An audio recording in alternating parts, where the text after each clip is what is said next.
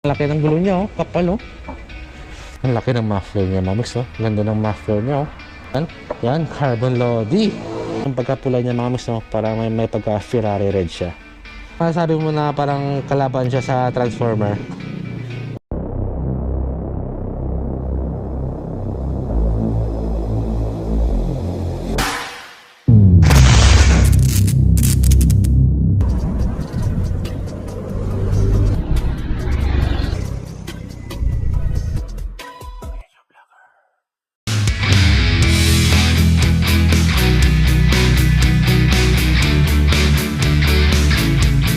So, what's up mga Megs? Meg Ribs here, your major vlogger. Ngayong araw na ito ay gagawa naman tayo ng panibagong video. Bago tayo magsimula mga Megs, no, ay shout out po pala sa Motor Trade Bohol Cluster dahil kahapon, November 19 ay kasali po tayo sa kanilang live stream. So, nag-guest po tayo doon, diba? Lupet ni Mego Dave. So congrats po nila, successful po yung kanilang live stream kahapon. So ngayon mga Megs ay back to normal naman tayo. Maghanap na naman tayo ng motor na babagay sa iyo. So bawal mong pahinga mga Megs, no? Bawal mong pahinga. Ito no ang lakas. Sabayan kapalan ang mukha. Ngayong araw ito mga Megs, nandito po tayo sa Rosie Panglao. Pero bago pa tayo magsimula sa vlog natin mga Megs, ay shout out muna sa mga empleyado ng Rosie Panglao. Sir, ma'am, maraming salamat po dahil pinayagan niyo po ako na mag-vlog dito sa inyong branch. Mga Megs, mahilig ka ba sa mga sport bike pero hindi kaya ng bulsa? Gusto mo sport bike na affordable mga Megs? Dito kay Rosie, meron sila mga Megs. Kaya tara, punta natin ang sport bike na ito. At sigurado na magugulat ka dahil mga Megs, 200 displacement lang po ito. Yeah. Boom. So mga Megs, I introduce Rosie Sigma 250, di ba? So mga Megs, no, sa halagang 89,000 ay meron ka ng sport bike. Plus mga Megs, no, 250 displacement pa. So punta na tayo mga Megs sa cash price nito. Dahil marami kasi yung mga nagtatanong kung magkano yung cash price. So mga Megs, no, yung kanilang Sigma 250 dito ay nasa 89,000 at may down payment po ito na 15,000. At mga Megs, no, yung monthly naman natin for 3 years ay 3,305. At may rebate po ito na 300 basta on time lang po tayo magbayad. So di ba? Napaka-affordable mga Megs ng installment ng monthly natin. So yun mga Megs, no, napakaganda. Actually mga Megs, no, ito po talaga yung mga sport bike ni Rosie na pinakamabinta sa kanila. At shout out din po pala kaya Idol Breezy, di ba? Kung nakikita niyo yung mga vlog niya, di ba, yung ginagamit niya na sport bike is yung kanyang Rosie na Sigma 250. Dalawa po yung kulay dito mga Megs, no? Meron siyang kulay pula na napakaangas at merong kulay itim. Ang ganda rin po ng forma yan, oh. Ganda rin ng kulay itim. Mas nakaka-attract ito, no? Yung pagkapulay niya mga Megs, no, parang may pagka-Ferrari red siya. Ganda ng pagka-glossy niya, oh. Kaya ano ba, montage natin to. Montage, pasok.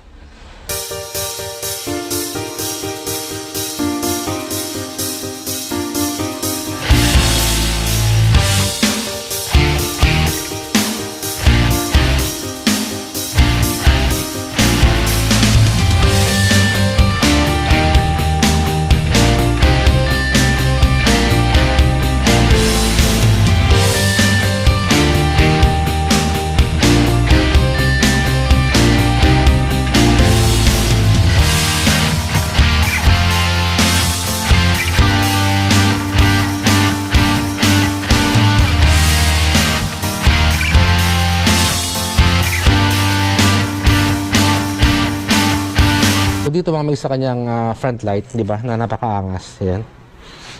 Parang masasabi mo na parang kalaban siya sa Transformer. Kung nanonood kayo ng Transformer, di ba? Napakaganda.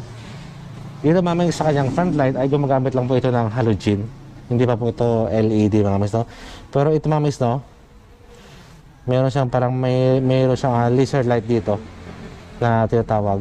Nakalimutan ko naman akong tawag dito. So comment nyo lang mga migs kung anong tawag dito. Makalimutan talaga kasi ako eh, diba? Napakaganda. Pero dito mga migs sa kanyang signal lights ay gumagamit po ito ng LED. Yan. Pero sa kanyang front light ay halogen lang po yan. Pero ito, nakalimutan ko eh, basta LED to mga migs. Nakalimutan ko lang yung tawag dito. Pero ang ganda ng mukha niya.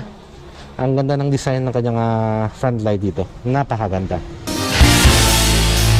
Talaga yung mga sport looks na napakaangas tingnan, di ba? Ganda.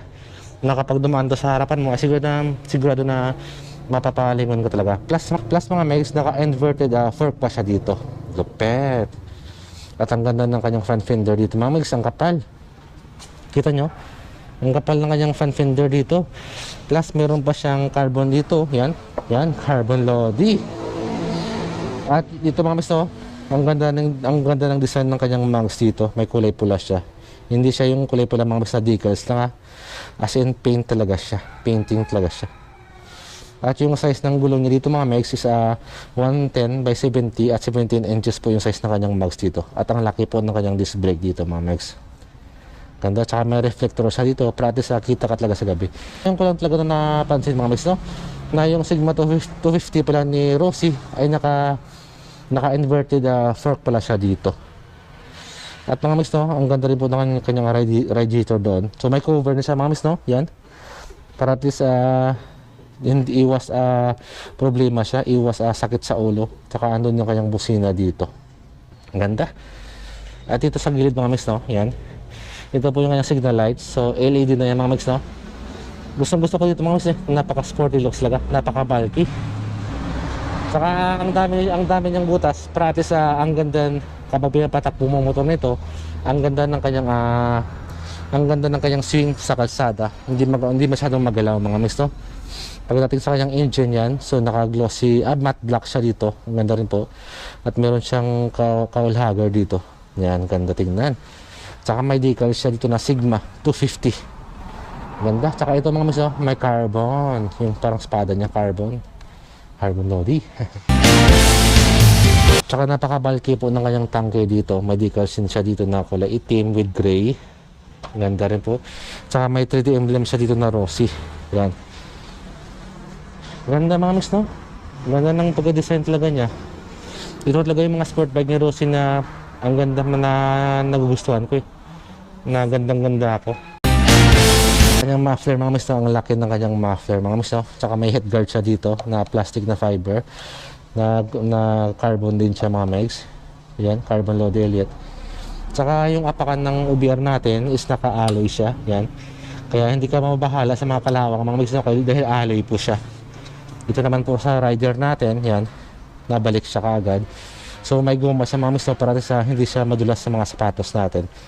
At sa rear brake natin. Yan. So sa rear brake natin mga migs, is naka-disc brake po siya dito. Ang ganda rin po ng kanyang swing arm dito.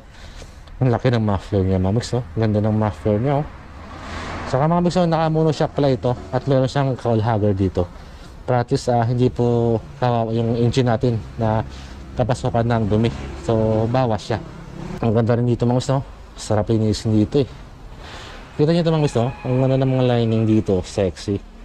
Pagdating sa kanyang signal lights mga migs, ay LED po yan. So nagpe-play siya mga migs, So ibig sabihin hindi siya mali magkarak dito kapag dinaan mo ito sa mga matagtag na lugar. Sa plate number natin dito, so sabot-sabot lang.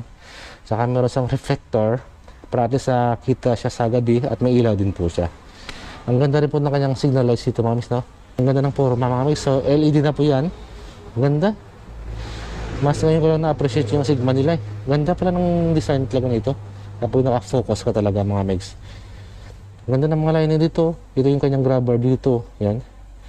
Pero sigurado na kapag si OBR mo yung umangkas dito, ay sigurado na kapit sa'yo talaga. Tapos sa sprocket niya, yan. Ang laki rin po na kanyang sprocket dito at saka yung kanyang chin belt. Makapal din po siya kaya quality din po talaga. Saka may cover siya mga migs, para sa iwas disgrasya sa. So nape-play siya mga migs, So ibig sabihin na hindi siya madaling mag-crack dito mga migs. At yung laki ng gulong niya dito mga migs, Ang laki ng gulong niya, kapal At yung size ng gulong niya dito mga migs is 140 by 70 at 17 inches po yung size na kanyang mags dito. kapal mga migs. At yung brand ng gulong niya dito mga migs sa Wancheng yung brand ng gulong niya dito. Ganda. Kita niyo mga migs yung kayang tangke, di ba? Ang laki ng tangke niya, oh. Kapal, grabe. Saka may carbon pa siya dito, oh. Yan. Ang daming carbon. Saka mga migs may cover po yung para sa tangke natin. Practice iwas siya sa mga batang makukulit dahil minsan makukulit yung bata, nilalagyan nila ng mga walis tingting dito or di kaya pasok ka ng dumi ba. Pero ito may cover siya para at least safe po yung tangke natin dito. Tsaka meron siyang sticker siya dito na makapal. Yan, na design niya is carbon din, no? Ganda. Practice bawas scratch siya dito. Bawas scratch siya dito mga migs, no? Ganda. Siyempre mga migs, naka standard key po ito plus naka analog meter panel with digital. Ang ganda rin po ng kanyang design mga migs, no? So ito yung kanyang speedometer. So di ko lang alam mga migs, no, kung meron itong orasan. Tsaka ang ganda ng kanyang naked handlebar dito. Ang ganda. Angas tingnan, no? So malaki siya mga migs, no? Alloy siya, kapal. Tsaka sa switch mga migs, no, meron siyang kill switch. At pwede mo mapatay yung ilaw mo sa araw mga migs, no? Pero yun nga, may mga kasulatan ngayon sa LTO na dapat ay lagi naka-on yung ilaw natin. Tsaka meron siyang ito yung kanyang power. Tapos high beam, low beam mo, signal light, tsaka horn mo dito. Tsaka meron siyang choke mga migs at plus mga migs, no? Meron siyang pass switch. Yan, ganda. May pass switch. So mga migs, no, meron siyang sticker na QC Pass. Ibig sabihin mga migs, no, quality control. So dumaan po yung motorcycle nito sa isang proseso. Kaya naman nagkakaroon siya ng quality control pass, di ba? Ito yung tinatawag na quality comes first. Di ba mga migs, napakaganda. Napakaangas, men. Kaya kung gusto nyo ma-avail yung sport bike na ito mga migs, ay punta lang po kayo dito sa Rosie Panglao. Diba? Ganda.